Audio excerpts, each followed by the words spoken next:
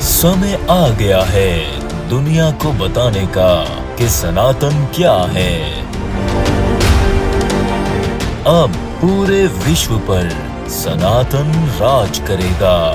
अब होगा अधर्मियों का विनाश और धर्म की पुनर्स्थापना।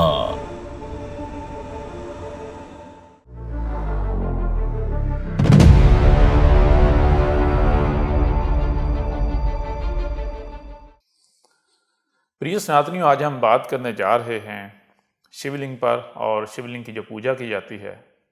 शिवलिंग की पूजा के नाम पर जो शिवलिंग पर दूध और जल चढ़ाया जाता है, ये क्यों चढ़ाया जाता है। इस पर बात करने से पहले हम शिवलिंग की जो वैल्यू है वो आपके सामने क्लियर करना चाहते हैं कि शिवलिंग की और शिवलिंग की जो पूजा है इसकी वैल्यू क्या है। इसके लिए हम ऐसा करते हैं कि दुनिया में जो मुख्तलिफ धर्म एग्जिस्ट करते हैं उनको सामने रखते हैं और फिर जो नतीजा आपके सामने आएगा वो आपको अचंभित कर देगा। उस नतीजे से ना केवल शिवलिंग और शिवलिंग की जो पूजा है, शिवलिंग पर दूध और जल चढ़ाना है, इसकी वैल्यू क्या है ये आपके सामने आ जाएगी, परंतु आपको ये भी पता चल जाएगा, ये ज्ञान भी आ जाएगा कि आप आज तक शिवलिंग और शिवलिंग की पूजा के नाम पर जो कुछ कर रहे थे वो क्या कर रहे थे। आप कितने बड़े धोखे का शिकार थे।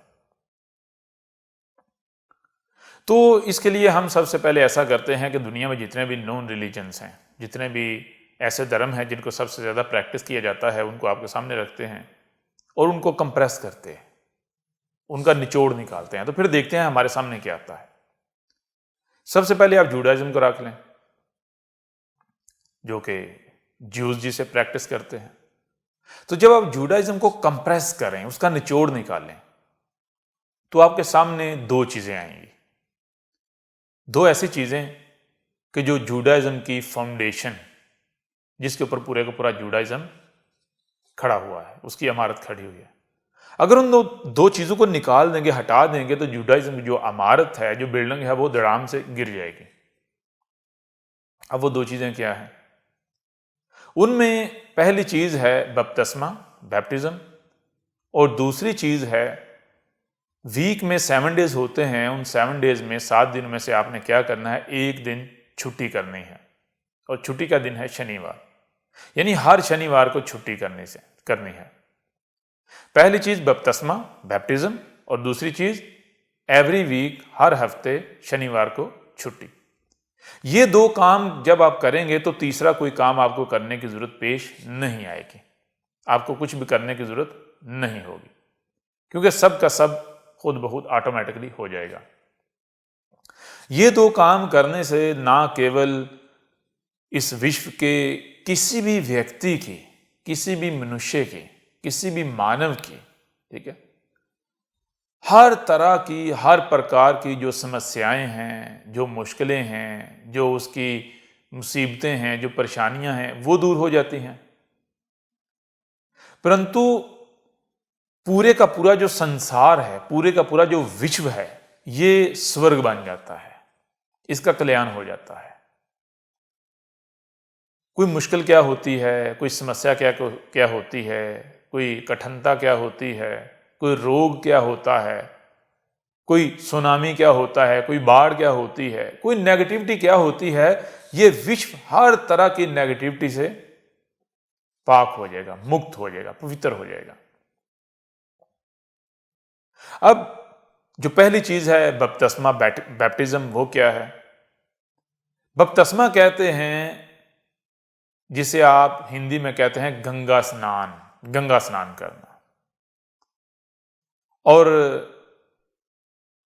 जो 7 दिन हैं वीक के अंदर, उनमें से एक दिन छुट्टी करना। ये क्यों जरूरी है?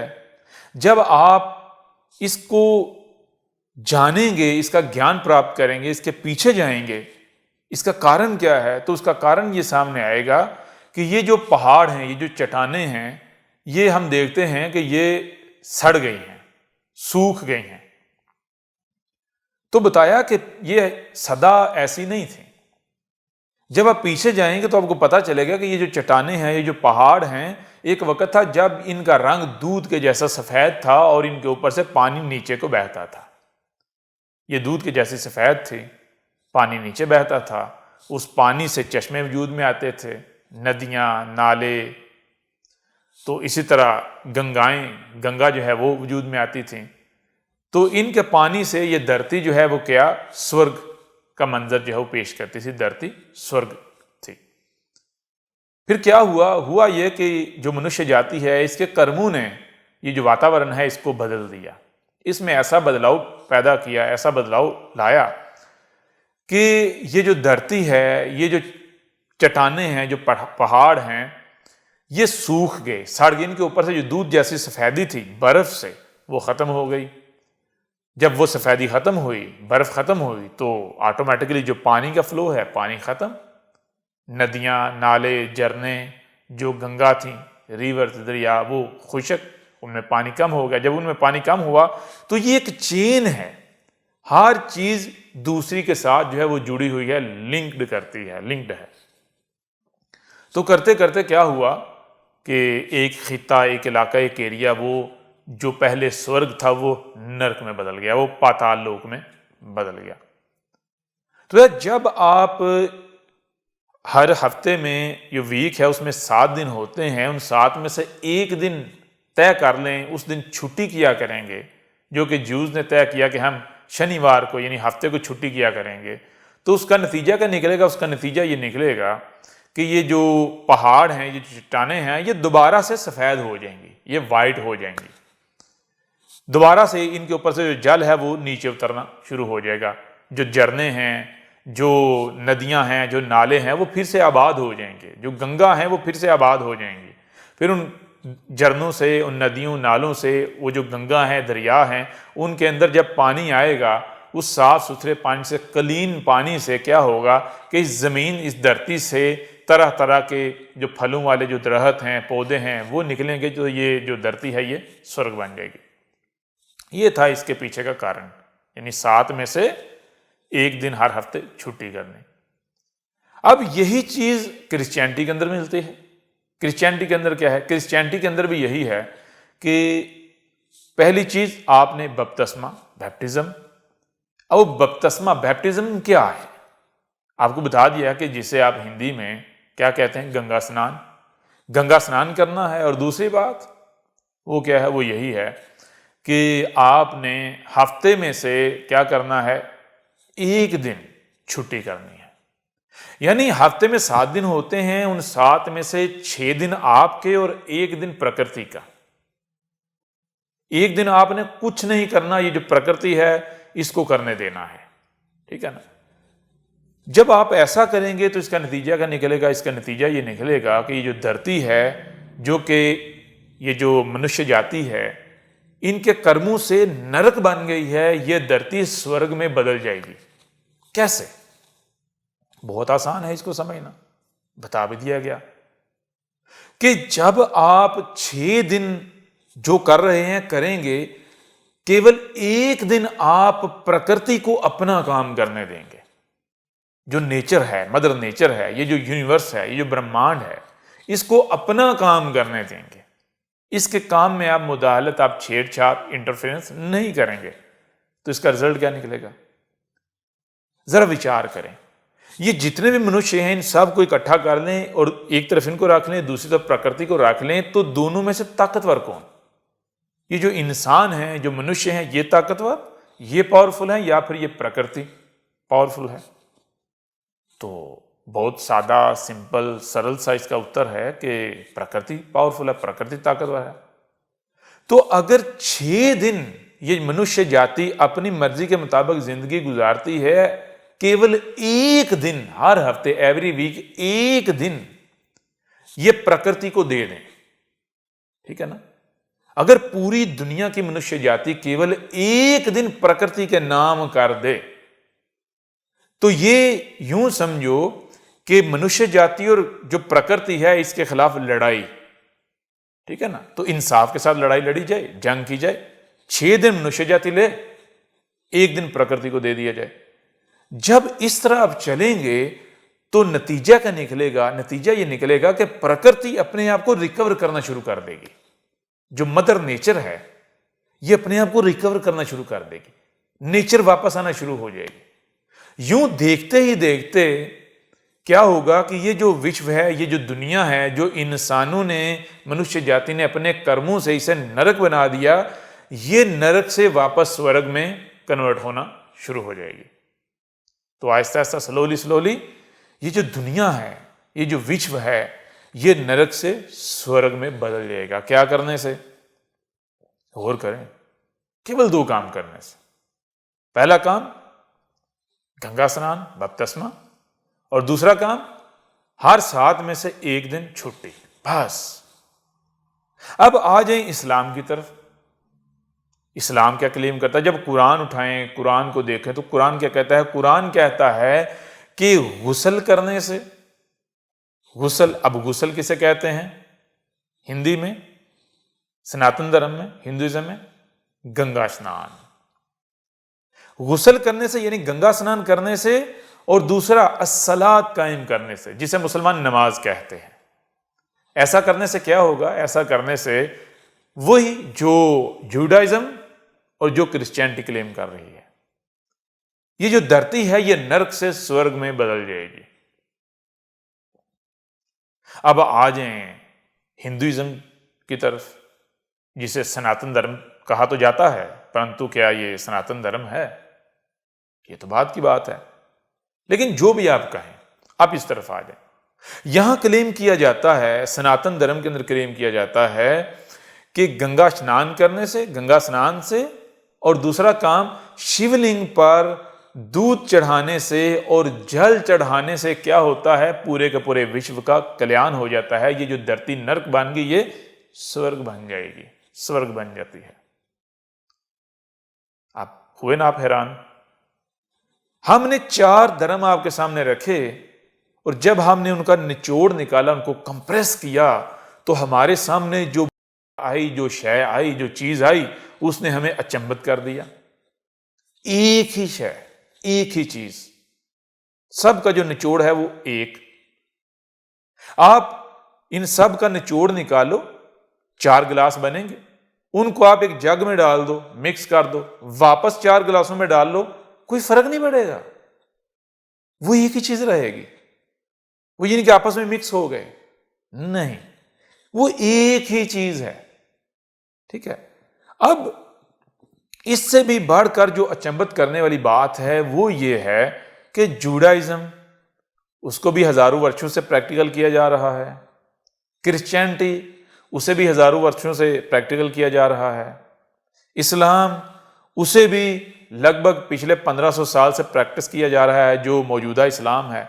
और फिर जो सनातन धर्म है, सनातन धर्म के नाम पर जो किया जा रहा है, ये भी हजारों वर्षों से प्रैक्टिस किया जा रहा है, प्रैक्टिकल किया जा रहा है। लेकिन हम क्या देखते हैं? नतीजा क्या ये धरती स्वर्ग बनी? क्या जो क्लेम किया जा रहा है सभी धर्मों के अंदर वो हुआ? नहीं हुआ। है ना हैरान कर देने वाली बात। एक तरफ ये बात अचंभित करती है कि ये धर्म जिनको आज तक अलग अलग समझा जाता रहा कि हर धर्म दूसरे धर्म का दुश्मन है, जब उनको समझा जाए तो पता ये चलता है कि ये आपस में दुश्मन नहीं है, ये तो एक ही शय है, एक ही चीज है, अलग अलग नाम दे दिए गए, तेरा और मेरा कर दिया गया और बिगाड़ दिया गया। और दूसरी बात, सभी का जो क्लेम है, जो दावा है, उसके नाम पर, उस क्लेम के नाम पर हजारों वर्षों से वो प्रैक्टिकल किया जा रहा है, उसे प्रैक्टिस किया जा रहा है, लेकिन नतीजा वो नहीं निकलता। आज तक नतीजा वो नहीं निकला। उल्टा क्या हुआ कि धरती को देखें, धरती को नरक से स्वर्ग बनाने के लिए धर्म को प्रैक्टिस किया जाता है। अपनी समस्याओं के समाधान के लिए क्या किया जाता है? धर्म को प्रैक्टिस किया जाता है। और धर्म के नाम पर जो कुछ किया जाता है, उल्टा यह धरती और नरक से नरक में बदलती चली जा रही है, और बदलती चली गई और बदल गई है, धरती नरक बना दी गई। तो जानते हैं इसका कारण क्या है? इसका कारण यह है कि आज तक किसी ने यह समझा ही नहीं कि जुडाइज्म है क्या। आज तक किसी ने यह समझा ही नहीं कि क्रिश्चियनिटी असल में है क्या। आज तक किसी ने यह समझा है ही नहीं कि इस्लाम हकीकत में है क्या। आज तक किसी ने यह समझा ही नहीं कि सनातन धर्म असल में है क्या। जब समझा जाएगा तो आपको पता चलेगा कि ये जो ऊपर लेबल लगा दिए गए हैं, ये जुडाइज्म है, ये क्रिश्चियनिटी है, ये इस्लाम है, ये हिंदुइज्म है, ये इंसानों के काम है। इन्होंने बिगाड़ के रख दिया। धर्म तो एक था, एक है और एक ही रहेगा। जब आप धर्म को समझेंगे, समझकर उसको प्रैक्टिस करेंगे, तो फिर ऐसा कैसे मुमकिन है कि ये धरती जो है ये नरक से स्वर्ग ना बने? कैसे मुमकिन है बताएं जरा। जब समझकर किया जाएगा तो फिर ये पूरी की पूरी धरती नरक से स्वर्ग में बदल जाएगी। तो शुरू में हमने कहा था कि हम बात करने जा रहे हैं शिवलिंग पर, और जो शिवलिंग की पूजा के नाम पर किया जा रहा है, दूध और जल चढ़ाया जा रहा है, इसका मतलब, इसका अर्थ क्या है, ऐसा क्यों किया जा रहा है, और शिवलिंग पर दूध और जल चढ़ाने की वैल्यू क्या है।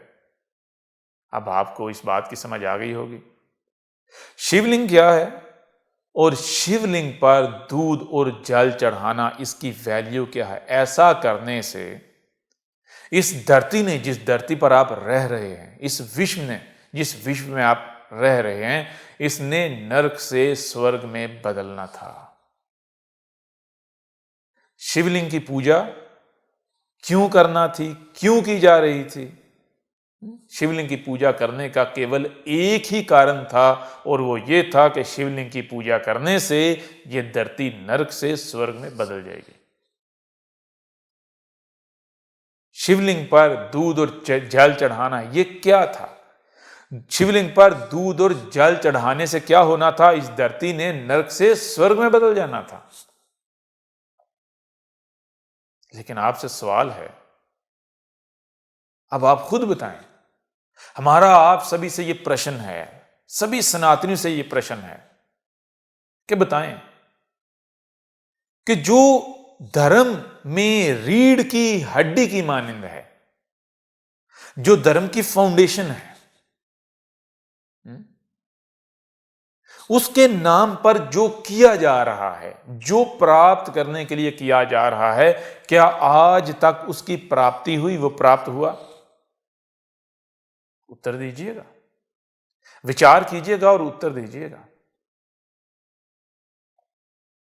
अगर नहीं तो क्या ऐसा करना छोड़ दिया गया? क्या समझने की कोशिश की गई? अगर नहीं, अगर इसका भी उत्तर नहीं में है, तो फिर जरा गौर करें, विचार करें कि आप कहां खड़े हैं, आप किस मकाम पर खड़े हैं, आप किस लेवल पर खड़े हैं। हम एक मिसाल, एक एग्जाम्पल आपके सामने रखते हैं। मान लें कि आपके हाथ में कोई ऐसी चीज है कि जिससे नुकसान हो सकता है। ले लीजिए एक पटाखा है, एक बम है, एक छोटा सा बम है, और आपके सामने कुछ बंदर हैं। आपने वो बम फेंका तो क्या होगा? वो बंदर दौड़े चले आएंगे, उनमें से कोई बंदर जो है फौरी से पकड़ेगा और क्या करेगा? पकड़कर उसको खाने की कोशिश करेगा। जब वो खाने की कोशिश करेगा तो इसका नतीजा क्या निकलेगा? वो बम फटेगा और वो बंदर मारा जाएगा, उड़ जाएगा, उसके चीथड़े उड़ जाएंगे, टुकड़े टुकड़े हो जाएंगे। अब ये मंजर बाकी बंदर देख रहे हैं। अब अगर आप दोबारा फिर से एक दूसरा बम फेंकते हैं तो क्या कोई भी बंदर करीब आएगा? नहीं आएगा। यहां आप अनुभव करेंगे, आपके सामने दो चीजें आएंगी। आपने जो अनुभव किया, दो चीजें आपके सामने आई। पहली चीज, जैसे ही आपने चीज फेंकी तो बंदर ने फौरी पकड़कर उसको खाने की कोशिश शुरू कर दी। और दूसरी चीज कि जब उससे बंदरों का नुकसान हुआ, उस बंदर का नुकसान हुआ, तो दोबारा वो जो बंदर है उसकी तरफ नहीं आए। आप लाख उनकी तरफ वो चीज फेंकें, वो दोबारा उसकी तरफ नहीं आएंगे। क्यों? उनको पता चल गया कि इससे उनका नुकसान हुआ है। ये खाने वाली नहीं, ये नुकसान पहुंचाने वाली चीज है। अब जरा आ जाए इंसान के ऊपर, मनुष्य जाति के ऊपर, मानव जाति के ऊपर। इनमें और बंदरों में कौन सी शय, कौन सी चीज अंतर करती है? वो है बुद्धि। बंदर ने जब कोई चीज देखी तो उसने पकड़ के फौरी उसको प्रैक्टिकल करने की, प्रैक्टिस करने की कोशिश की, खाने की कोशिश की। उसने अपनी बुद्धि का उपयोग नहीं किया। उसने ये नहीं जाना कि ये क्या है, ये इसने, यानी कि अगर उसने फेंकी है ये शय क्यों फेंकी है, और ये शय, ये चीज है क्या, उसने ये नहीं जाना। उसने फौरी पकड़ा और खाने की कोशिश की। नतीजा क्या निकला? वो आपके सामने। और फिर दूसरी चीज, जब वो बंदर, उन्होंने जब ये मंजर देखा उस बम के फटने का और उसका उस बंदर के टुकड़े टुकड़े होने का, तो बाकी जो बंदर हैं दोबारा जितनी चाहे आप वो चीज फेंकें, बम फेंकें, वो नहीं आएंगे पास, वो पास नहीं आते, नहीं आए। क्यों? उनको पता चल गया।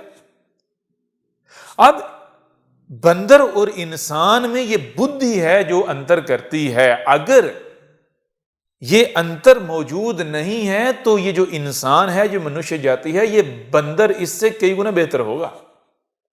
ये बंदर से भी बहुत नीचे गिर जाएगी, ये सबसे नीचे गिर जाएगी। इससे बदतर कोई और क्रिएशन हो ही नहीं सकती, इससे नीचे की कोई और क्रिएशन हो ही नहीं सकती। जरा विचार करें, आपके सामने कुछ भी आता है, कोई भी चीज आपके सामने आती है, तो आपको सबसे पहले क्या करना चाहिए? क्या जो भी आप सुनते हैं, जो आप देखते हैं, कोई खाने की चीज है तो फौरी आपको खाना शुरू कर देना चाहिए?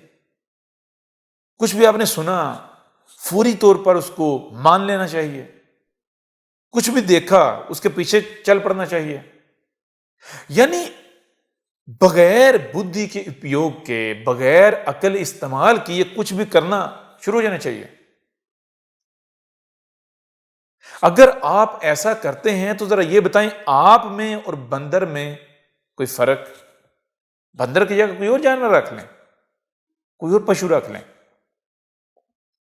अगर आप भी, कुछ भी आपके सामने आता है तो उसे बगैर समझे, बिना बुद्धि का उपयोग किए, बिना जानकारी, ज्ञान प्राप्त किए आप करते हैं, उसको प्रैक्टिकल में लेकर आते हैं, उसको प्रैक्टिस करते हैं, तो आप में और उस बंदर या किसी भी पशु में क्या अंतर हुआ? पहली बात। दूसरी बात, बंदर तो एक बार जब उसने प्रैक्टिस की, नुकसान उठाया तो वो पीछे हट गया, उसने दोबारा प्रैक्टिस नहीं की, उसने दोबारा वही चीज प्रैक्टिकल नहीं की। ठीक है। परंतु जब आप इंसान को देखें तो इंसान क्या करता है? आप शिवलिंग और शिवलिंग के नाम पर जो किया जा रहा है, शिवलिंग पर दूध और जल जो चढ़ाने के नाम पर जो किया जा रहा है, शिवलिंग की पूजा के नाम पर जो किया जा रहा है, इसी को सामने रख लें कि आप जो कर रहे हैं वो करने से आपको वो प्राप्त हो रहा है, वो प्राप्त हुआ जिसकी प्राप्ति के लिए आप ये कर रहे हैं। तो इसका उत्तर क्या है? नहीं। आप पिछले हजारों वर्षों से एक चीज को प्रैक्टिस कर रहे हैं और उसका हर बार जो रिजल्ट है, नतीजा है, वो क्या आता है? 0 0 0 0। और आप फिर उसी उम्मीद से प्रैक्टिस किए जा रहे हैं। एक बार प्रैक्टिस करने से नतीजा क्या आया, रिजल्ट क्या आया? 0। दूसरी बार प्रैक्टिस करने से 0, तीसरी बार प्रैक्टिस करने से 0, चौथी बार 0, पांचवी बार 0। ना केवल 0 परंतु अपना नुकसान किए जा रहे हैं। तो बंदर तो एक बार नुकसान करवा के दोबारा उसने वो प्रैक्टिस नहीं किया, दोबारा उसने वो प्रैक्टिकल नहीं किया। लेकिन जब इंसान को देखें, मनुष्य जाति को देखें, आप अपने आप को देखें, तो आप क्या कर रहे हैं? आप तो हजारों वर्षों से ना केवल बार बार वही रिपीट कर रहे हैं, बल्कि आप उससे हर बार नुकसान उठा रहे हैं और आप बाज भी नहीं आ रहे, आप रुक भी नहीं रहे। आप नहीं ये विचार करते कि हमें जब हजारों वर्षों से ये प्रैक्टिस करते हुए वो प्राप्त नहीं हुआ जिसकी प्राप्ति के लिए हम ये कर रहे हैं या कर रहे थे, तो हमें क्यों ना विचार कर लेना चाहिए, कहीं कोई गलती तो नहीं, कहीं हमारे समझने में कोई फर्क तो नहीं आया, कहीं ऐसा तो नहीं हुआ कि हम इसे समझ ही नहीं पाए। तो जब विचार करें, उत्तर दें, तो उत्तर क्या सामने आएगा? उत्तर ये सामने आएगा कि एक तरफ आप हैं, दूसरी तरफ बंदर या बाकी जितने पशु हैं वो आपसे बेहतर हैं। बंदर आपसे बेहतर, जितने भी पशु हैं वो आपसे बेहतर। कम से कम वो दोबारा वो नहीं करते, दूसरी बार वो नहीं करते या तीसरी बार वो नहीं करते जिससे उनको पहले प्रैक्टिस करने से नुकसान उठाना पड़ता है। देखिए, मनुष्य जाति, इंसान जो अपने आप को सबसे बड़ा बुद्धिमान समझता है, बुद्धिमान कहलवाता है, वो क्या कर रहा है? तो मेरे प्रिय सनातनियों, जरा बताओ, शिवलिंग की पूजा करने से, शिवलिंग पर दूध और जल चढ़ाने से जिस विश्व ने नरक से स्वर्ग बनना था, जिस विश्व ने पाप मुक्त होना था, जिस विश्व ने अनेकों प्रकार के जो रोग हैं उनसे मुक्त होना था, समस्याओं से मुक्त होना था, जिस विश्व ने स्वर्ग का मंजर पेश करना था, वो विश्व क्या बन गया, वो दुनिया क्या बन गई? आपके शिवलिंग पर दूध और जल चढ़ाने से जिस दुनिया ने स्वर्ग बनना था वो दुनिया उल्टी नरक बन गई। और आप हैं कि आंखें बंद करके वही किए जा रहे हैं। मेरे प्रिय सनातनियों, आप खुद बताओ, आप में और जो ज्यूज हैं उनमें क्या अंतर हुआ? आप में और जो क्रिश्चियंस हैं उनमें क्या अंतर हुआ? आप में और जो मुस्लिम हैं इनमें क्या अंतर हुआ? ज्यूज कहते हैं हम सुपीरियर हैं, हम ईश्वर, अल्लाह, गॉड, रब के चहीते हैं, सुपीरियर हैं हम। क्यों? क्योंकि हमने अपने पुरखों को इस धर्म पर पाया, इसलिए यही धर्म सत्य है। ऐसे ही जो क्रिश्चियन हैं वो क्या कहते हैं? हम खुदावन के, गॉड के, ईश्वर के चहीते हैं, हम दुनिया में सुपीरियर हैं। क्यों? क्योंकि हमारा धर्म जो है वो सत्य है। क्यों हमारा धर्म सत्य है? क्योंकि हमने अपने पुरखों को इस धर्म पर पाया, अपने पूर्वजों को इस धर्म पर पाया। अगर सत्य होने की यही दलील है, यही लॉजिक है, तो गलत कौन है? अगर ठीक होने की, सही होने की, सत्य पर होने की अगर ये लॉजिक है, ये दलील है, तो फिर गलत कौन है इस विश्व में, इस दुनिया में गलत कौन है?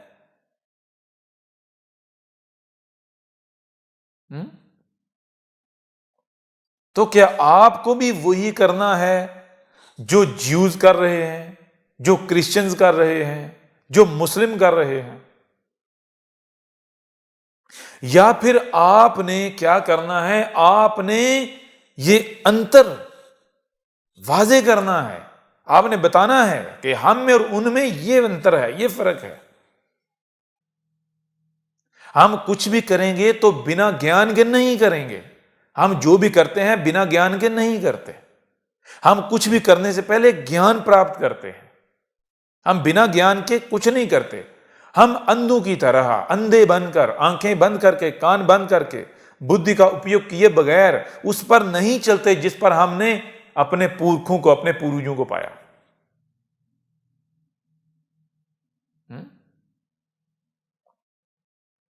तो क्या आप ऐसा कर रहे हैं? क्या ऐसा करना चाहिए जो आप कर रहे हैं? जरा विचार करें। आज समय आ गया है बदलाव का, आज समय आ गया है विचार करने का। इस विश्व को, इस दुनिया को नर्क बना दिया गया है। और एक और बात हम आपके सामने रखते हैं, जरा विचार करें। कोई शय है बाहर, अब बाहर से कोई भी शय उठाकर लाएं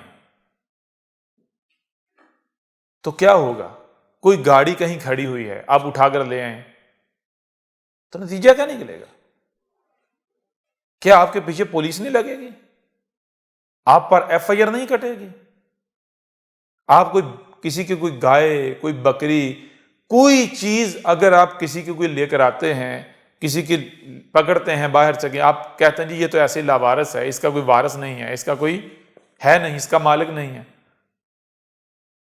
आप लेकर आते हैं, तो क्या ये चीज प्रूव नहीं होगी कि भाई कोई है जो मालिक है, जो देख रहा है?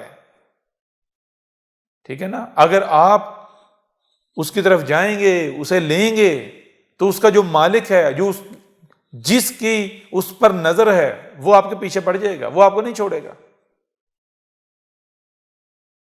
ये नियम सामने आता है या नहीं आता? ये रियलिटी, ये हकीकत सामने आती है या नहीं आती? आप बताएं, आपके घर में, आप अपने घर की एग्जाम्पल ले लें। क्या आप अपने घर में जंगल का कानून चाहेंगे? क्या अपने घर में आप शोर शराबा चाहेंगे? क्या आप अपने घर में खराबियां चाहेंगे? अगर कोई बाहर से आपके घर में आए और खराबियां करे तो क्या आप उसको अलाउ करेंगे? नहीं ना। आपकी नजर होगी ना उसके ऊपर। जब हर किसी की किसी न किसी पर नजर होती है, हर किसी पर किसी न किसी की नजर होती है, हर शय पर किसी न किसी की नजर, कोई देखने वाला होता है, उसका रखवाला होता है, उसकी फिक्र करने वाला कोई होता है, तो फिर जो विश्व है, ये जो दुनिया है, इसका फिक्र करने वाला कोई नहीं, इसको देखने वाला कोई नहीं। इस दुनिया को, इस विश्व को खराब करने से क्या कोई नहीं जिसको तकलीफ होती हो?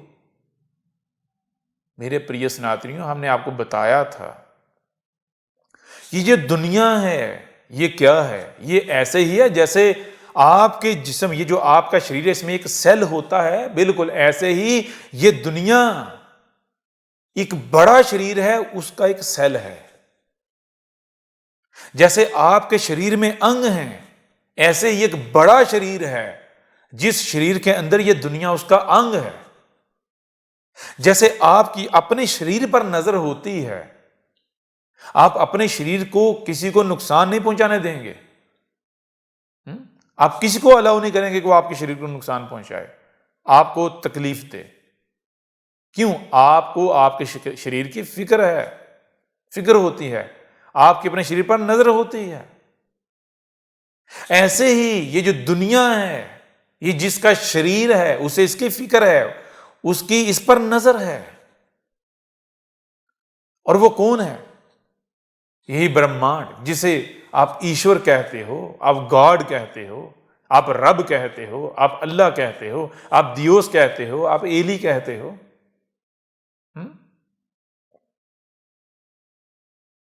जब आप अपने घर में कोई खराबी बर्दाश्त नहीं करते तो ईश्वर कैसे करेगा? ईश्वर कैसे करता है? आज तक ईश्वर टॉलरेट करता रहा, हम टॉलरेट करते रहे, हम बर्दाश्त करते रहे, सब्र करते रहे, परंतु अब नहीं, अब मजीद नहीं, अब आगे नहीं ऐसा किया जाएगा। जब आपका भी कोई नुकसान करे तो आप टॉलरेट करते हैं, बर्दाश्त करते हैं। कब तक? जितना नुकसान सहने की आप में क्षमता होती है। जब वो क्षमता की जो सीमा है उसको पार किया जाता है, उससे आगे बढ़ा जाता है, तो आप क्या करते हैं? उससे आगे नहीं आप बढ़ने देते। आप छोटे हैं तो आपकी जो बर्दाश्त करने की, टॉलरेट करने की जो सीमा है वो भी लिमिटेड है, छोटी है, थोड़ी है। जो बड़ा है उसकी थोड़ी ज्यादा होगी। तो ऐसे ही जो रब है, जो ईश्वर है, ईश्वर की बर्दाश्त करने की, टॉलरेट करने की जो क्षमता है, उसकी जो सीमा है वो थोड़ी और बड़ी है, काफी बड़ी है। तो जब टॉलरेट किया जा रहा होता है तो उसका मतलब, उसका अर्थ ये नहीं होता कि भाई ये अलाउ हो गया, अब ये करते रहो। नहीं, जब टॉलरेट किया जा रहा होता है तो उसका अर्थ ये नहीं होता कि ये चीज अलाउ हो गई, करो करो। बल्कि ये देखा जा रहा होता है कि हो सकता है ये खुद ही बाज आ जाएं, खुद ही रुक जाएं, खुद ही ये पीछे हट जाएं। और अगर बाज नहीं आते, नहीं रुकते, पीछे नहीं हटते, तो फिर क्या होता है? शरीर में जबान होती है, ये जीभ होती है, जीभ अपना काम करती है, जीभ बताती है कि ये ना करो। क्यों ना करो? जीभ सारा बताती है, भाई इसलिए ना करो। और फिर जो जीभ को भी ना समझे, जीभ के बताने से जो ना बाज आए, जो ना रुकें, जो बाज ना आए, जो ना समझें, जो वही करें जो कर रहे थे, तो फिर क्या शरीर में केवल जीभ ही होती है, जीवा होती है, या कुछ और भी होता है? शरीर में फिर हाथ भी तो हैं, और हाथों के तो मुक्के भी बनते हैं, चपेड़ें भी बनती हैं। तो जब हाथ हरकत में आए, एक्शन में आए, तो फिर क्या होता है? तो ऐसे ही ये जो दुनिया है, ये जो विश्व है, ये मैं तुम्हारा जो ईश्वर हूं, जिसे तुम ईश्वर कहते हो, ये मेरा शरीर है, ये मेरे शरीर का अंग है। तुम अपने कर्मों से इसे बिगाड़ रहे थे, इसे खराब कर रहे थे, इसे नर्क बना रहे थे, और मैं टॉलरेट कर रहा था। तो मेरी जो टॉलरेंस है उसका अर्थ ये नहीं है कि मैंने इसको नर्क बनाना अलाउ कर दिया था। नहीं, मैंने अलाउ नहीं किया। मैं तो केवल ये देख रहा था कि जब तक कि तुम में से कोई एक भी पीछे है जो ये नहीं कर रहा, तो उसकी ड्यूटी क्या है? उसकी ड्यूटी यह है कि बाकियों को बताए कि ये गलत है, ऐसा नहीं करना इस विश्व में, इस संसार में, इस दुनिया में। अगर वो नहीं बताता और वो भी वही करता है, यानी जब सब के सब यही करना शुरू हो जाते हो, तो फिर वक्त आ जाता है, समय आ जाता है कि जब मैं फिर तुम्हें रोकूं। मेरी जो टॉलरेट करने की जो सीमा है वो आ जाती है, उससे मैं आगे तो नहीं जाने दूंगा, सीमा को पार तो नहीं करने दूंगा। तो मेरे प्रिय सनातनी, की बात समझ आ रही है या नहीं आ रही? ये दुनिया जो है, ये जिसे आप धरती कहते हो, ये जो विश्व है, ये क्या है? ये ईश्वर के शरीर का अंग है। जब आप ईश्वर के शरीर के इस अंग को खराब करोगे, इसे तकलीफ दोगे, इसे बिगाड़ोगे, इसे नरक में बदलोगे, तो क्या ईश्वर बर्दाश्त करता रहेगा, टॉलरेट करता रहेगा? बताओ जरा। तो आज समय आ गया है, जो समझ जाएंगे, बाज आ जाएंगे, और जो धर्म है उस पर चलेंगे, धर्म मार्ग पर चलेंगे, वो बचेंगे। और जो वही करते रहेंगे, जो बाज नहीं आएंगे, और वही करते रहेंगे जो करते रहे और आज जो हो रहा है, वो नहीं बचेंगे। उनमें से कोई एक भी नहीं बचेगा। इस दुनिया में बहुत बड़ा बदलाव आने जा रहा है। यह विश्व एक नए युग में डलने जा रहा है, नया युग आने जा रहा है, शुरू होने जा रहा है, नए युग का आरंभ होने जा रहा है। इस समय कौन सा युग चल रहा है? कल युग। अब समय आ गया है कल युग के अंत का और सतयुग के आरंभ का। तो अब आओ इस तरफ कि शिवलिंग क्या है और शिवलिंग पर दूध और जल चढ़ाना क्या है। शिवलिंग को आप उस समय तक नहीं समझ सकते, शिवलिंग पर दूध चढ़ाना और जल चढ़ाना क्या है इसे आप उस समय तक नहीं समझ सकते जब तक कि आप एक रियलिटी, एक हकीकत, एक नियम जो है उसे ना जान लो, उसकी जानकारी प्राप्त ना कर लो और उसे हर लम्हे, हर मोमेंट अपने सामने ना रखो। वो क्या है? वो नियम ये है, देखो, गौर करो, विचार करो। कोई भी चीज अपने सामने रख लो, एक फ्रूट रख लो, सेब रख लो, तो जब तुम उसमें विचार करोगे तो तुम्हारे सामने एक नियम आएगा। वो क्या आएगा? वो ये आएगा कि जो ज्ञान है इसके 3 लेवल हैं, 3 स्टेजेस हैं ज्ञान की। पहला लेवल, जरा विचार करो कि जो सामने है उसका रंग, यानी उसका कलर क्या है, रंग क्या है, उसका साइज क्या है। एक ज्ञान की एक किस्म होगी, ये एक प्रकार का ये ज्ञान हो गया। दूसरा, जो अब आपको सामने नजर आ रहा है, ये टोटल कंप्लीट ज्ञान नहीं है, टोटल ज्ञान नहीं है, बल्कि एक दूसरी प्रकार का ज्ञान है। कौन सा? जो छुपा हुआ है। जब आप उस सेब को काटोगे, टुकड़े करोगे, तो फिर आपको उसका अंदर का रंग क्या है, यानी वो ज्ञान जो छुपा हुआ है। तो अब जो छुपा हुआ ज्ञान है वो भी 2 प्रकार का है।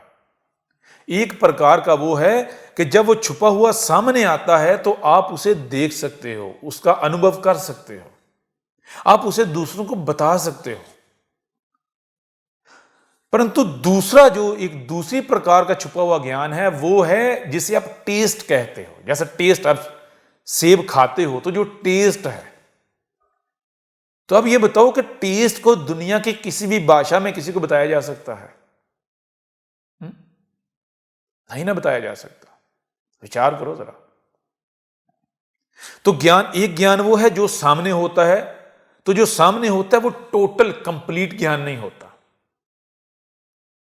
उसके अलावा एक और प्रकार का ज्ञान होता है, वो जो छुपा हुआ। अब वो जो छुपा हुआ होता है वो 2 प्रकार का होता है। एक वो जो सामने आने पर आप उसे समझ जाते हो, समझ सकते हो और दूसरों को बता भी सकते हो किसी भी भाषा में। लेकिन जो छुपा हुआ ज्ञान, उसमें जो दूसरे प्रकार का ज्ञान है, उसको आप दुनिया की किसी भाषा में बता नहीं सकते, किसी को नहीं बता सकते।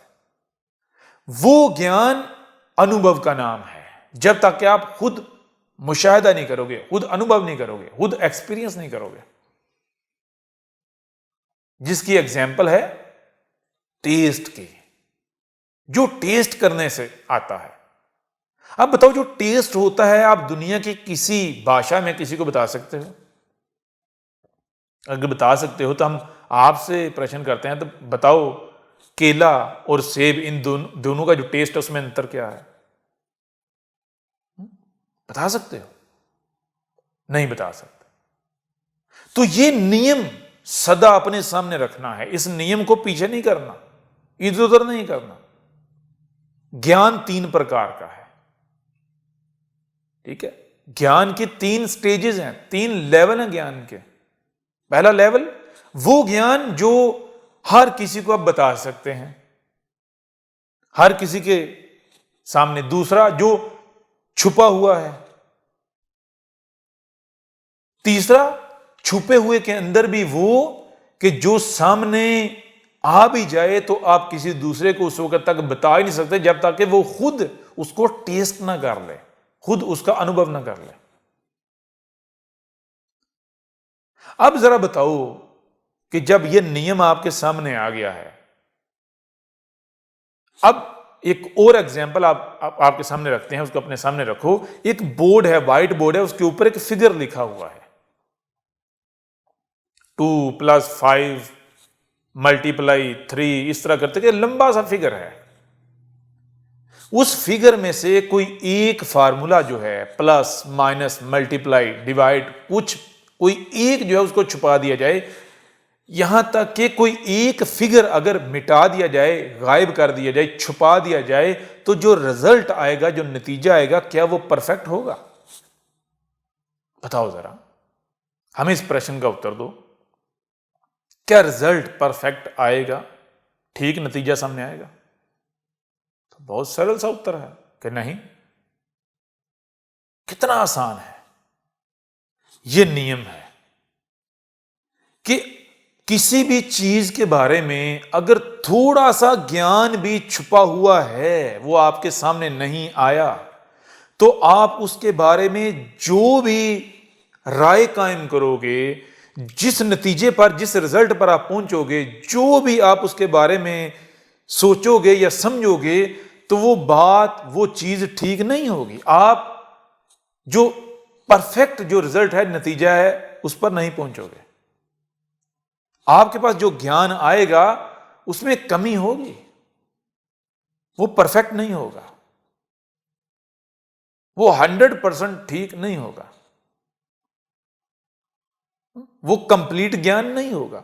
अब जब ज्ञान कंप्लीट नहीं होगा, जब ज्ञान कंप्लीट नहीं होगा, परफेक्ट नहीं होगा, और फिर आप कोई कर्म करो, तो जरा बताओ उसका नतीजा क्या निकलेगा? एक छोटी सी एग्जांपल और आपके सामने रखते हैं, इसी को आगे बढ़ाते हुए। आपकी एक मशीन है, बहुत महंगी आपने खरीदी है बाजार से लेकर, वो खराब हो जाती है, उसमें कोई फॉल्ट आ जाता है, आप किसके पास लेकर जाओगे? किसी ऐसे के पास लेकर जाओगे कि जिसके पास उसके बारे में ज्ञान ही नहीं है, जो उसका कारीगर ही नहीं है। किसी ऐसे के पास लेकर जाओगे? नहीं। और दूसरी बात, क्या किसी ऐसे के पास लेकर जाओगे कि जिसके पास ज्ञान तो है उसके बारे में, परंतु कंप्लीट ज्ञान नहीं है, मुकम्मल ज्ञान नहीं है, उसके पास एक्सपीरियंस नहीं है, लेके जाओगे? नहीं। क्यों नहीं? खराब कर देगा। जिसके पास कंप्लीट ज्ञान नहीं है, मुकम्मल ज्ञान नहीं है, वो कैसे ठीक काम कर सकता है? वो तो नहीं ठीक कर सकता। ना मुकम्मल ज्ञान से जो भी काम किया जाएगा, जो कर्म किया जाएगा, वो ठीक होगा? नहीं होगा। तो अब जरा आप खुद बताओ, जब आप अपनी कोई छोटी सी छोटी शय भी जो आपकी नजर में कीमती है, उसे आप खराब होने पर किसी ऐसे के पास नहीं लेकर जाओगे, नहीं लेकर जाते कि जिसके पास उसके बारे में कंप्लीट ज्ञान नहीं है, एक्सपीरियंस नहीं है, उसका कंप्लीट अनुभव नहीं है, तो फिर धर्म के नाम पर जो भी आप कर रहे हो, क्या कंप्लीट मुकम्मल ज्ञान के साथ कर रहे हो? आप में से कौन है इस धरती पर, कौन सा व्यक्ति है कि जिससे यह सवाल किया जाए, यह प्रश्न किया जाए कि शिवलिंग क्या है, और वो परफेक्ट कंप्लीट उत्तर दे, परफेक्ट उत्तर, सही उत्तर दे, पूरी यकीन के साथ उत्तर दे कि हां यह है शिवलिंग? कोई है? तो इस धरती पर कोई एक भी मनुष्य ऐसा आपको नजर नहीं आएगा। जब कोई एक भी ऐसा नहीं है जिसके पास शिवलिंग के बारे में कंप्लीट ज्ञान हो, तो फिर किसी एक भी व्यक्ति को शिवलिंग के नाम पर, शिवलिंग की पूजा के नाम पर, शिवलिंग पर दूध और जल चढ़ाने के नाम पर जो किया जा रहा है वो करना चाहिए? बताओ जरा, उत्तर दो। क्या करना चाहिए? नहीं करना चाहिए। इसके बावजूद किया जा रहा है या नहीं किया जा रहा? तो फिर जो किया जा रहा है, क्या यह ठीक किया जा रहा है? ऐसा किया जाना चाहिए? ना तो यह ठीक किया जा रहा है और ना ही किया जाना चाहिए, फिर भी किया जा रहा है। तो फिर हमारा आपसे प्रश्न है, बताओ कि आप क्या कर रहे हो? आपसे बढ़कर धर्म का कोई दुश्मन हो सकता है? शिवलिंग को आपने एक ऐसा अर्थ पहना दिया जो शिवलिंग है ही नहीं, यानी जो शिवलिंग का अर्थ है ही नहीं। आपने शिवलिंग पर दूध और जल चढ़ाने के नाम पर जो कर रहे हैं, वो कर रहे हैं जो कि सही अर्थ है ही नहीं। आप तो जब उसको प्रैक्टिकल करोगे तो लोग क्या करते हैं, लोग तो जब देखते हैं दूसरे ये कर रहे हैं, ऐसा कर रहे हैं, तो वो भी वही करना शुरू हो जाते हैं। तो आपसे बढ़कर कोई और बड़ा दुश्मन हो सकता है धर्म का, शिवलिंग का, शिवलिंग की पूजा का? जब आपको ये पता ही नहीं, इस बात का, इस चीज का ज्ञान ही नहीं कि शिवलिंग क्या है, तो फिर आप कैसे किसी चीज को शिवलिंग मान सकते हो? जब आपको ये ज्ञान है ही नहीं कि शिवलिंग है क्या, उसकी पूजा है क्या, तो फिर आप कैसे उसकी पूजा के नाम पर जो कर रहे हो वो कर सकते हो? फिर भी आप वो करते हो तो आप क्या कर रहे हो? आपसे बड़ा शिवलिंग का कोई दुश्मन है? आपसे बड़ा कोई शिवलिंग की पूजा का दुश्मन है? नहीं है। क्यों? क्योंकि अगर आप सही मार्ग पर हो, ठीक मार्ग पर हो, तो आप बताओ कि शिवलिंग की पूजा करने से, शिवलिंग पर दूध और जल चढ़ाने से तो इस संसार को, इस विश्व को, इस धरती को, इस दुनिया को स्वर्ग बन जाना चाहिए था। क्या ये दुनिया स्वर्ग बनी? और दुनिया तो छोड़ो, आपका अपना घर स्वर्ग नहीं बना। आपका अपना घर तो बहुत दूर की बात है, आपका अपना शरीर स्वर्गीय शरीर नहीं बना। आपका अपना शरीर नरकीय शरीर बन गया, एक नरकी शरीर, जिसको अनेकों प्रकार के रोग लगे हुए हैं, अनेकों प्रकार की समस्याओं का सामना है, अनेकों प्रकार की जो संकटें हैं उनका सामना है, संकट का शिकार है। बताओ जरा, हमारे ये जो प्रश्न है इनका उत्तर दो, और हमारे जो प्रश्न हैं ये उनके पास लेकर जाओ जिनको आप बाबा, साधु, संत कहते हो, जिनको आप बड़े बड़े ज्ञानी कहते हो। उनके पास हमारे ये प्रश्न लेकर जाओ। उन्हें कहो कि आज तक तुम हमसे धर्म के नाम पर, धर्म के नाम पर, मार्गदर्शन के नाम पर हमसे माल लेते रहे, दान दक्षिणा लेते रहे। अब आओ, समय आ गया है, धर्म संकट में है। एक व्यक्ति उठा है और वो ऐसी ऐसी बातें कर रहा है, ऐसे ऐसे प्रश्न उठ खड़े कर रहा है, तो उसके इन प्रश्नों के उत्तर दो। अब आपको ये करना है, ये आपका कार्य है। आप विचार कर रहे हैं या नहीं कर रहे हैं? अब जब हमने आपके सामने एक नियम रख दिया ज्ञान के बारे में, कि ज्ञान के 3 लेवल हैं, ज्ञान की 3 स्टेजेस हैं। इस विश्व का कोई भी व्यक्ति जब तक कि वो तीसरी स्टेज को पार नहीं कर लेता, उसको पार नहीं लेता, वहां पहुंच नहीं जाता, उसको ये राइट हासिल नहीं है, ये हक हासिल नहीं है कि वो ज्ञान के नाम पर, धर्म मार्ग के नाम पर, मार्गदर्शन के नाम पर, धर्म के नाम पर दुनिया को कोई भी बात बताए, दुनिया को कोई बात कहे। पहले वो खुद उस लेवल पर आए, उस स्टेज पर आए। जब तक वो खुद वहां पहुंच नहीं जाता तब तक उसको किसी ने ये ड्यूटी नहीं दी। उससे पहले अगर वो ऐसा करता है तो उससे बड़ा धर्म का, ईश्वर का कोई दुश्मन हो ही नहीं सकता, और ना है। ऐसे ही लोग हैं, ऐसे ही मनुष्य हैं जिन्होंने धर्म को बिगाड़ के रख दिया। धर्म जो इस विश्व का, इस संसार का सबसे आसान रास्ता है, सबसे आसान चीज है, उसे सबसे मुश्किल बना दिया। किन्होंने? ऐसे लोगों ने। और आप लोग मूर्ख बन जाते हो। क्या देख के? वही उनका जाहिर देख के, वो जो उन्होंने जाहरी जो जुब्बे कुब्बे पहने होते हैं, अजीबोगरीब किस्म का लिबास पहना हुआ होता है, कपड़े पहने होते हैं, जो तिलक लगाए हुए होते हैं, जो उन्होंने अपनी जो फैशन डिजाइनिंग की हुई होती है, आपको लगता है कि जिसने ये फैशन किया हुआ हो, ऐसी डिजाइनिंग की हुई हो, ये है भाई बाबा, ये है साधु, ये है संत, इसके पास ज्ञान होगा। ये है शिव भक्त, ये है ईश्वर का बंदा, ये आपको सत्य बताएगा। कौन सा सत्य बताएगा आपको? विचार कर रहे या नहीं कर रहे? तो पहला नियम, ज्ञान 3 प्रकार का है। ज्ञान की 3 स्टेजेस हैं, ज्ञान के 3 लेवल हैं। जब तक किसी भी चीज के बारे में तीनों प्रकार का, तीनों लेवल्स का ज्ञान प्राप्त नहीं हो जाता, तब तक आपने वो कर्म, वो कार्य नहीं करना।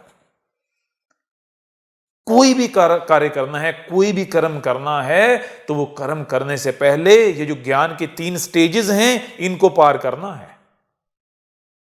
इससे पहले अगर आप कोई भी कर्म करेंगे तो वो कर्म पुण्य नहीं, पाप होगा, और आपका हर पाप जो है, आगे कई सारे जो पाप हैं, उनका बीज साबित हो जाएगा। ठीक है ना? आप इस धरती को नरक बनाने वालों में शामिल हो जाएंगे। तो पहली बात हो गई है। दूसरी बात, अब जरा ये बताएं, जब धर्म की बात बताइए, धर्म है क्या? धर्म जो है वो क्या है? धर्म का जितना भी लिटरेचर है वो क्या है? धर्म जो है वो ये जो यूनिवर्स जिसे आप कहते हो, जिसे आप ब्रह्मांड कहते हो, जिसे आप सृष्टि कहते हो, जिसे आप प्रकृति कहते हो, जिसे आप विश्व कहते हो, इसको एक्सप्लेन किया गया है, इसके बारे में बताया गया है कि ये ब्रह्मांड कैसे फंक्शन करता है, ये कौन है, ये क्या है, ये प्रकृति कैसे वर्क करती है, इसका निजाम क्या, इसका सिस्टम क्या है, ये क्या है, ये एक्सप्लेन किया गया है, ये बताया गया है। और जब बताया जा रहा है तो आप खुद बताओ कि इसमें जो तीसरी प्रकार का, तीसरे लेवल का जो ज्ञान है, क्या उस ज्ञान के साथ बताया जा रहा है? जब आप धर्म, जो धार्मिक शास्त्र हैं, जो धार्मिक लिटरेचर है, जब उसे स्टडी करते हो, उसे पढ़ते हो, उसमें से कुछ लेते हो धर्म के नाम पर, तो क्या उसमें आप जो भी उसमें से लेते हो, तो आपको उसमें तीनों प्रकार का, जो तीनों लेवल का, तीनों स्टेजेस का इल्म है, तीनों लेवल का इल्म है, ज्ञान है, वो प्राप्त होता है? मानो आप शिवलिंग की बात ले लो। शिवलिंग जो है आपने कहां से लिया? शिवलिंग पर दूध चढ़ाना है, जल चढ़ाना है, ये आपने कहां से लिया? वेदों से, पुराणों से, जो धार्मिक लिटरेचर है, जो शास्त्र हैं, उनमें से, उन्हीं से लिया ना। तो अब आपसे ये प्रश्न है, जब आपने उनसे ये लिया है, तो क्या उनमें आपको ये जो दूसरी और तीसरी स्टेज का जो ज्ञान है वो भी मिला? शिवलिंग के बारे में, शिवलिंग पर दूध और जल चढ़ाने के बारे में, अगर तो वो मिल गया फिर तो ठीक है। लेकिन अगर वो नहीं मिला, तो फिर आपने जिसको शिवलिंग मान लिया, जिसको आपने शिवलिंग पर दूध चढ़ाना और जल चढ़ाना मान लिया, क्या वो सही है? क्या वो सही हो सकता है? क्या वो हकीकत हो सकती है, ट्रुथ हो सकती है? वो जो तीसरी प्रकार का, तीसरे लेवल का ज्ञान है, जब उसको आप साइड पे कर दो, तो पीछे जो 2 प्रकार का ज्ञान है वो सिंबल बन जाता है। उससे जो चीज होती है, जिसके बारे में ज्ञान दिया जाता है, वो चीज क्या बन जाती है? सिंबल बन जाती है। सिंबल, तो सिंबल किसे कहते हैं? सिंबल कहते हैं कोडेड चीज को, तो जिसको प्रैक्टिकल करने से पहले डिकोड किया जाता है। तो जितने भी धर्म शास्त्र हैं, उनके अंदर धर्म के बारे में जो कुछ भी लिखा हुआ है, वो सारे का सारा इनक्रिप्टेड है, सारे का सारा कोडेड है। अब जैसा लिखा हुआ है, जो एज इट इज, उसको वैसे ही ले लेंगे। उनमें और बंदरों में कोई फर्क नहीं है। बंदर के सामने आपने बम फेंका, उसने पकड़ के मुंह में डाला, फट गया।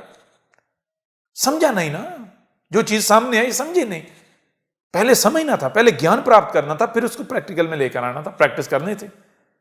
जब ज्ञान आता तो फिर पता चलना था, ओ ये खाने की चीज नहीं, ये दूर फेंकनी है, इससे दूर भागना है। क्यों? ये तो नुकसान पहुंचाने वाली है। ये तो चीथड़े बना देगी, बोटी बोटी कर देगी, टुकड़े टुकड़े कर देगी। तो जब आपके पास इन चीजों के बारे में ज्ञान आया, आप एग्जाम्पल ले ले शिवलिंग की, शिवलिंग पर दूध और जल चढ़ाने की, जब आपने ये पढ़ा तो आप ये बताएं कि क्या आपने पहले इसको समझा या फिर आपने बंदर की तरह क्या किया कि जो चीज पढ़ी उसको वैसे करना शुरू कर दिया। अब बंदर क्या करते हैं? बंदर ये करते हैं कि एक बंदर अगर कुछ करता है तो दूसरा वही करना शुरू हो जाता है, तीसरा वही करना शुरू हो जाता है, चौथा वही करना शुरू हो जाता है। वो एक दूसरे को देखते हुए, जो आगे वाला कर रहा होता है पीछे वाला भी वही, उससे पीछे वाला भी वही, वो एक दूसरे को देखते देखते देखते वो कॉपी करते हैं। बंदर कॉपी करता है, नकल करता है। तो आप क्या कर रहे हो? कभी विचार किया क्या? नहीं। और क्या अभी भी विचार का समय नहीं आया? जरा विचार तो करो। तो शिवलिंग क्या है? सबसे पहले ये बात जान लें, इसको अपनी बुद्धि के अंदर बिठा लें, फिक्स कर लें कि धर्म के नाम पर जो कुछ भी है, जो कुछ भी एग्जिस्ट कर रहा है, जितनी भी कथाएं हैं, वो सब का सब सिंबॉलिक है, सब सिंबॉलिक लिटरेचर है, सब के सब सिंबल्स हैं। जितनी भी मूर्तियां हैं, जो भी धर्म के नाम पर किया जा रहा है, ये सारे का सारा क्या है? ये सब सिंबल्स हैं। इसको प्रैक्टिकल करने से पहले, इसको प्रैक्टिस करने से पहले इसको डिकोड करना था, इन सिंबल्स को समझना था।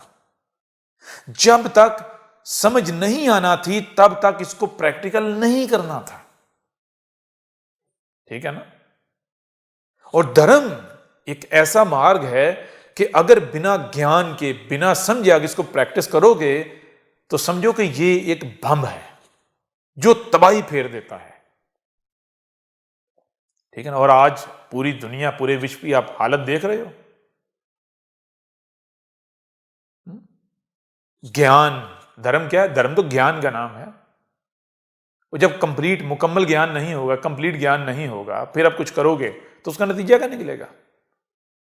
जो नामुकम्मल ज्ञान होता है, जो मुकम्मल ज्ञान नहीं होता, वो बहुत ही इंतहाई अति खतरनाक होता है। उससे बड़ी खतरनाक चीज कोई और है ही नहीं। तो आप क्या कर रहे हैं? आज इस विश्व की हालत क्या कर दी? अपनी आंखों से देखें किसने की? तो दो चीजें आपके सामने आ गई।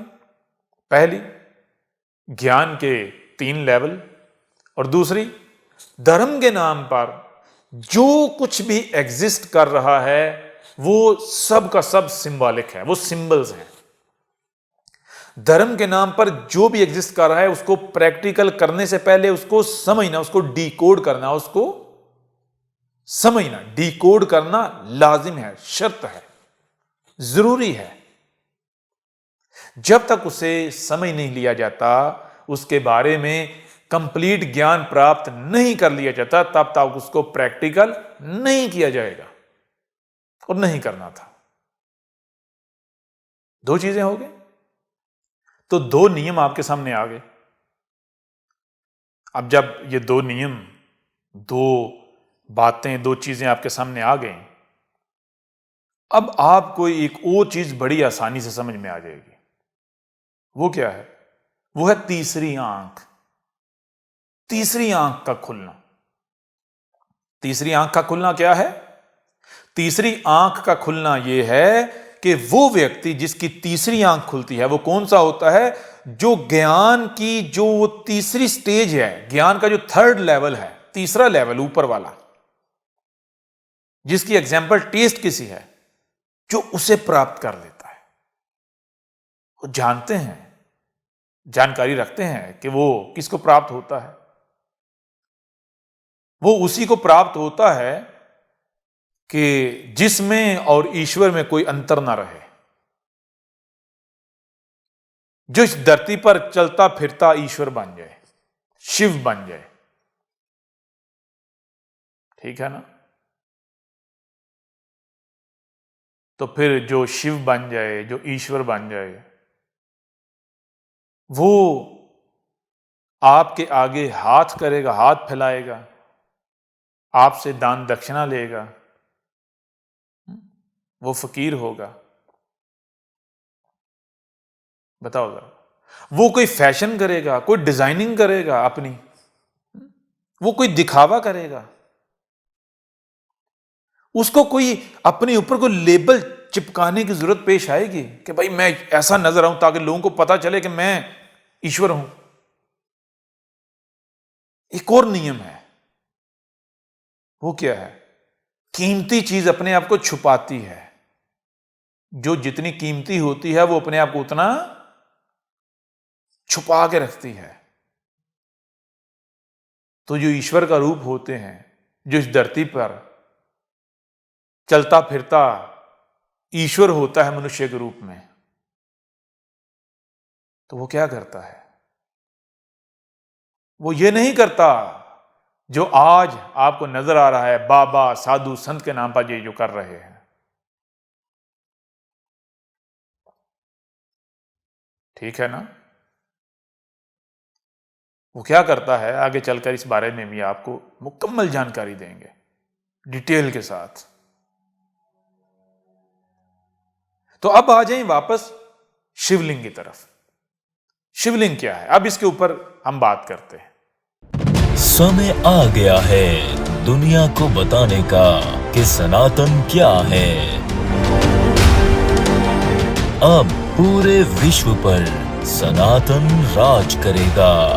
अब होगा अधर्मियों का विनाश और धर्म की पुनर्स्थापना।